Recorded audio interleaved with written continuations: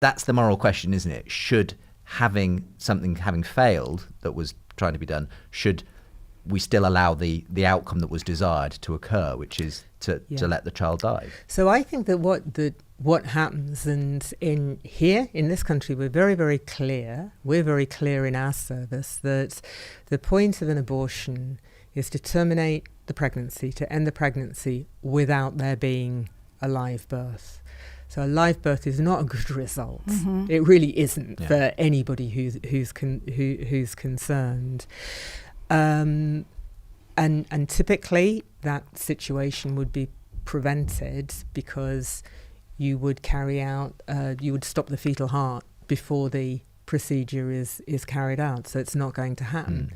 Should it happen, actually what we're legally obliged to do, and you might also say what morally the right thing to do, is to treat, say, I don't know, for some reason the gestation has been wildly misassessed, then of course what you would be doing is treating that baby in a way that is humane, and if it is sufficiently advanced and could be resuscitated and could have a life, that is of course what you would do. Even if you had only moments before been trying to kill the baby?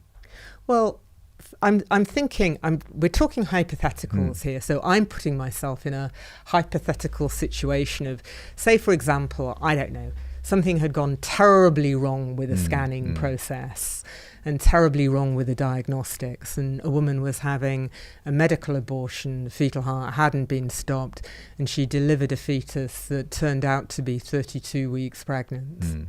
And actually you didn't think it was. Of course you're going to do everything that you can to keep that baby alive. The nurses, the staff are not monsters. Right. You know, of course you would be trying to do that because you would be in a different situation. Is that what happens in practice in these admittedly rare, but they do happen occasionally, live birth situations from abortions? I honestly don't know. I never was part of an abortion where the baby was born alive, but you know, if the doctor misses with the needle, he's aiming for the heart with the digoxin to stop the heart. If he misses, that baby's going to be born alive, you know, and those are discussions that are beyond difficult. I just never, I mean, I know the mother is birthing the baby, but but you see, this is what we're talking about, a real difference. And this is the problem, right, is that it comes to a question of whether or not you think that it's right that, let's call her the mother. The mother is allowed to have an abortion at 16, 18 weeks. You're right. If feticide is not successful, if that injection does not stop the fetal heart in some of those cases, 16, 17 or 18 weeks, you may very well get movement in the fetus if it's been delivered medically.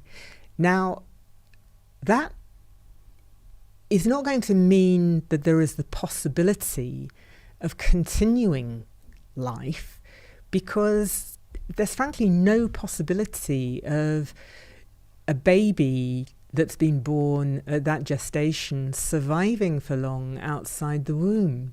So of course what the nurse would do in that situation is to do everything possible to keep it warm, keep it comfortable, and so on, and indeed to manage the mother, because that is a horrible situation for everyone involved.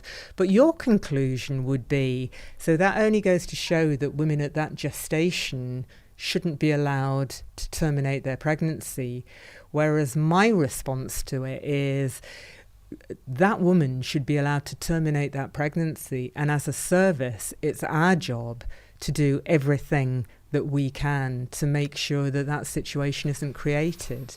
So it's a fundamentally different view depending on whether or not you think abortion should be allowed or it shouldn't. Yeah, absolutely. You start from very different points of view to begin with, obviously, on these questions. But I have shared your point of view. I mean, I think that's what brings me the perspective I have, is I've been where you are, and I've seen it. I've stood there and watched it day and day and day. in and out, and did it and felt like I was helping women, to get out of a bad situation. And in the end, I wasn't. For more conversations between Christians and skeptics, subscribe to the Unbelievable podcast. And for more updates and bonus content, sign up to the Unbelievable newsletter.